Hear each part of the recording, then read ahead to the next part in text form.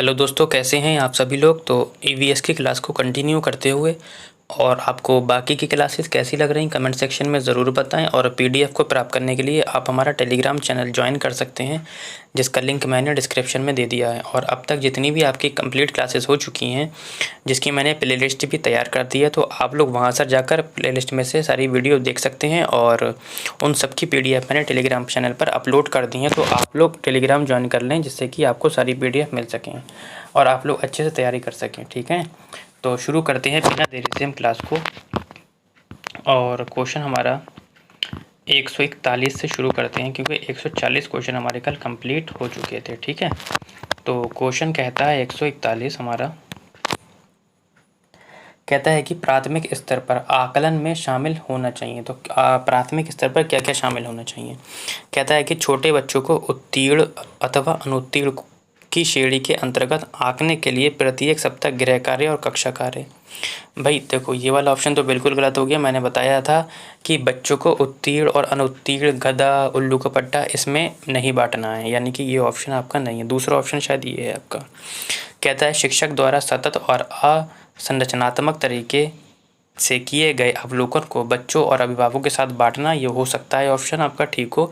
प्रत्येक सप्ताह औपचारिक परीक्षाएं, खेल तथा उन्हें प्रगति पत्र में दर्ज करना, ठीक है हद तक। अर्धवार्षिक परीक्षा तो वैसी नहीं होगा, क्योंकि हमारा कह रहा है कि आकलन में क्या क्या शामिल होना चाहिए, तो अर्धवार्षिक परीक्षा तो बहुत आगे की हो गई। देखो होता क्या है कि ये तो आपका फिलहाल ऑप्शन जो हो जाएगा यही वाला हो जाएगा कि शिक्षक द्वारा सतत और असंरचनात्मक तरीके से किए गए अवलोकन को बच्चों और अभिभावकों के साथ क्या करना, बांटना चाहिए। ठीक है, आगे बढ़ते हैं।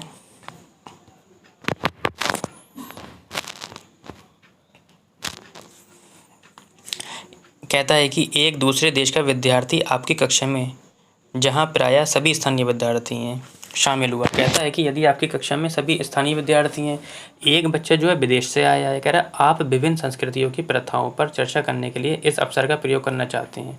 कहता है कि कौन सा महत्वपूर्ण है। तो भैया आप ऐसा कुछ करेंगे जिससे कि जो नया बच्चा आया उसे भी दिक्कत ना हो, जो पुराने बच्चे हैं उन्हें भी दिक्कत ना हो। कहता है कि विद्यार्थियों में बातचीत करने और पारस्परिक मेल जोल को बढ़ावा देने के लिए, पक्षपात और रूढ़ियों को कम करने और विविधता को महत्व देने के लिए, अन्य संस्कृतियों के प्रति अपने दृष्टिकोण को अभिव्यक्त करने के लिए, या समझने के लिए कि अन्य संस्कृति किसी प्रकार हमारी खुद की संस्कृति की तुलना में बहुत बेहतर है। ठीक है, देखो होता क्या है कि किसी भी कक्षा में जहाँ सभी स्थानीय विद्यार्थी हैं, एक दूसरे देश के विद्यार्थी का कक्षा जब शामिल हो गया, तो उसके साथ समस्त कक्षा का विभिन्न संस्कृतियों की प्रथाओं पर चर्चा में भाग लेना चाहिए तथा पक्षपात और रूढ़िवादिता को कम करना चाहिए तथा विविधता को महत्व देना चाहिए, है ना। तो यानी कि ऑप्शन नंबर आपका हो जाएगा 2। आगे बढ़ते हैं क्वेश्चन नंबर 143 की ओर। अब 143 क्वेश्चन हमारा कहता है कि प्राथमिक स्तर पर ईवीएस सीखने के लिए चुनौती है। कहता है कि रटना सीखना चुनौती है, सम्मित आधारित सीखना स्तर चुनौती है, अवधारणाओं का विवरण करना चुनौती है, या बच्चों को अपने ज्ञान का निर्माण करने का अवसर देना चुनौती है। तो ऑप्शन हो जाएगा आपका बच्चों को अपने ज्ञान का निर्माण करने में चुनौती सबसे ज़्यादा यही है। अब कैसे है देखिए, प्राथमिक स्तर पर पर्यावरण अध्ययन अपने संपादन या कक्षा में बाल केंद्रित पद्धति का प्रयोग नहीं करती है, जो बालकों के लिए पर्यावरण अध्ययन के लिए एक चुनौती है। जब तथा बच्चों के पर्यावरण संबंधी अनुभवों एवं समझ से इसे क्या कर देता है, दूर कर देता है। ठीक है, आगे बढ़ते हैं। क्वेश्चन नंबर हम 144 की ओर, शायद कूट से संबंधित है। ठीक है, लेते हैं क्वेश्चन। कहता है कि ईवीएस पाठ्य पुस्तकों में ईवीएस सीखने के लिए वास्तविक घटनाएं होती हैं, क्योंकि वे सीखने के समृद्ध स्रोत हैं। बिल्कुल, ये सीखने के समृद्ध स्रोत बनाती है। ऑप्शन नंबर 1 ठीक है। वे बच्चों के लिए प्रासंगिक वातावरण को प्रदान करती है, ये भी ऑप्शन ठीक है। वे पहले की परिचित घटनाओं को फिर से देखने का अवसर प्रदान करती है, यानी कि ये ऑप्शन कह रहा है कि पूर्व ज्ञान से जोड़कर पढ़ाती है, ये भी ऑप्शन ठीक है। कहता है शिक्षक आसानी से ईवीएस के विषयों के आसपास शिक्षण अधिगम प्रक्रिया का संचालन करते हैं, ये नहीं है। यानी कि ऑप्शन नंबर 1, 2, 3 किस में है, किसी में नहीं है, यहाँ पर होना चाहिए। ठीक है, एक ऑप्शन यहाँ पर है, यानी कि ये आ जाएगा। 145 की ओर आगे बढ़ते हुए, और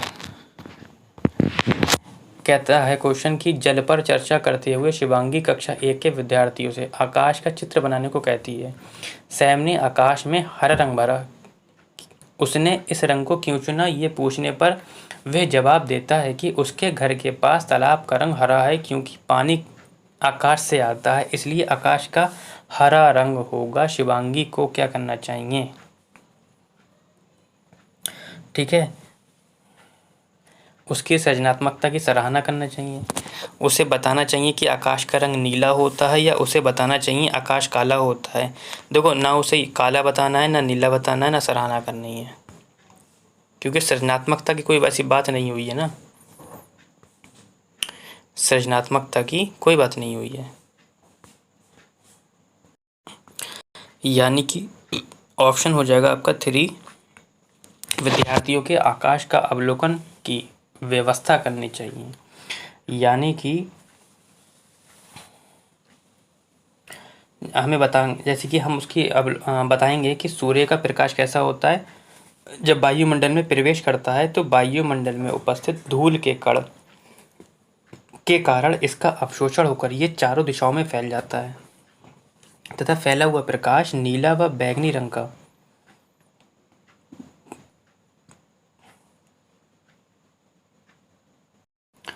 होता है, परंतु नीले रंग का प्रकीर्णन बैंगनी रंग से 10 गुना अधिक होता है, इसलिए हमें आकाश का रंग हमें नीला दिखाई देता है। और प्रकाश के प्रकीर्णन के कारण ही समुद्र व महासागरों से भी आकाश का रंग कैसा दिखाई देता है? नीला दिखाई देता है। परंतु तालाब में हरी घास इत्यादि होने से व प्रकाश प्रकीर्णन की प्रक्रिया से आकाश का रंग हमें हरा दिखाई देता है। ठीक है, आगे बढ़ते हैं। कहता है कि ईवीएस में सहपाठी आकलन क्या है? सीखने के रूप में आकलन, सीखने के बारे में आकलन, सीखने के परिणामों का आकलन, या सीखने का आकलन। तो फिलहाल हमारा ऑप्शन हो जाएगा सीखने के रूप में आकलन। ठीक है, क्योंकि ऑप्शन नंबर 1 इसमें है ही नहीं, तो हमने डायरेक्ट यहीं से मान लिया, या फिर एक वाला यहाँ मान ले रहे तो ये वाला ऑप्शन हो जाएगा। ठीक है, आगे बढ़ते हैं। कहता है कि श्री सुहास समुदाय से प्राप्त उदाहरणों का प्रयोग करते हुए पर्यावरण में चीज़ों की पारस्परिक निर्भरता का विचार सिखा रहे हैं। निम्नलिखित में से कौन सा उदाहरण इस धारणा को समझाने के लिए सबसे उपयुक्त है? कहता है यातायात संकेत, परित्यक्त तालाब, चाय की दुकान, या सीवेज नाली। देखो, श्री सुहास क्या कर रहे हैं कि समुदाय से प्राप्त उदाहरणों का प्रयोग करते हुए पर्यावरण से क्या कर रहे हैं? चीज़ों की पारस्परिक निर्भरता के विचार को समझाने के लिए सबसे जो उपयुक्त स्थान है वो क्या बताया जाएगा? चाय की दुकान होगी। क्या होगी? चाय की दुकान। अब क्यों होगी चाय की दुकान, ये समझ लीजिए। पर्यावरण अध्ययन परिवेश के सामाजिक व भौतिक घटकों की अंतःक्रियाओं का अध्ययन है, ये तो पता ही है ना। वास्तव में ये घटक मिलकर ही हमारे संपूर्ण परिवेश का क्या करते हैं? निर्माण करते हैं। ठीक, आगे बढ़ते हैं।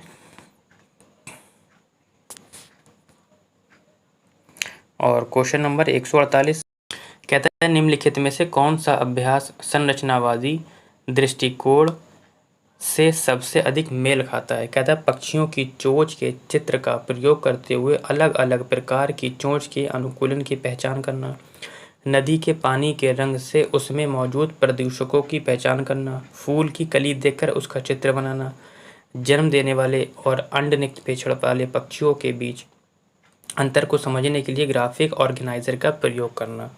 ठीक है, तो नदी के पानी के रंग से उसमें मौजूद प्रदूषण की पहचान करना, अभ्यास करना, यानी कि संरचनावादी दृष्टिकोण में सबसे अधिक मेल खाता है।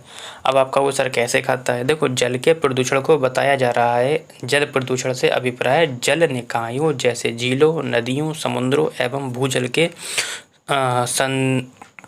दूषित होने से है। जल प्रदूषण इन जल निकायों के पादपों एवं जीवों को प्रभावित करता है।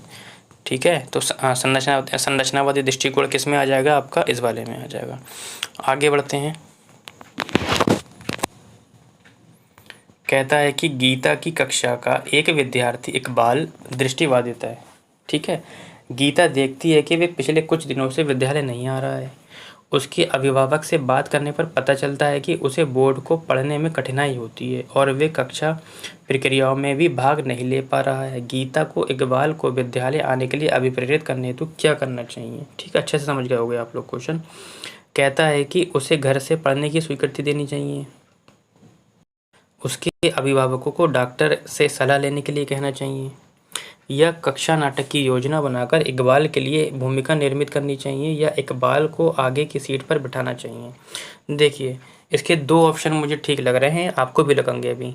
गीता की कक्षा का एक विद्यार्थी इकबाल जो कि दृष्टिबाधित है तथा इसे बोर्ड को पढ़ने में कठिनाई होती है, जिसके कारण वे कक्षा की प्रक्रियाओं में भाग नहीं ले पा रहा है। तो इस अवस्था में गीता को इकबाल को विद्यालय आने के लिए अभिप्रेरित करने हेतु कक्षा अभिप्रेरित भी तो करेगी, नाटक की योजना बनाकर इकबाल के लिए भूमिका निर्मित करना है। एक तो ऑप्शन आपका ये बिल्कुल ठीक है।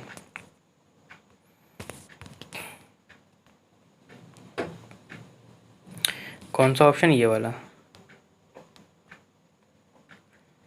और फिर ये कहता है कि इकबाल को आगे सीट पर बैठाना चाहिए, ये भी ऑप्शन ठीक है। भाई दृष्टिबाधित है तो उसे आगे बैठाना चाहिए। तो इसमें कि यानी कि दो ऑप्शन आपको ठीक मिल रहे हैं, तो आप अपने हिसाब से लगाएंगे। ठीक है, आज के सेशन का लास्ट क्वेश्चन कहता है कि विलियम्स एक शिक्षक अपनी कक्षा के लिए पक्षी अवलोकन क्लब की स्थापना करना चाहता है, उसे इस क्लब का नेता बनाना चाहिए।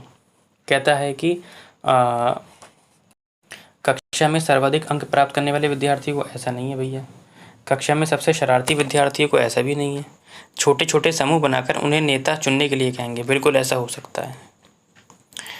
वे स्वयं अपने आप को नेता घोषित करें, ऐसा तो बिल्कुल भी नहीं है। यानी कि शिक्षक विलियम अपनी कक्षा के लिए पक्षी अवलोकन क्लब की स्थापना करना चाहता है, तो इस क्लब को छोटे छोटे समूह में बनाकर उनसे किसी एक नेता या नेतृत्व करेगा चुनेगा। ठीक है, तो आज के लिए इतना।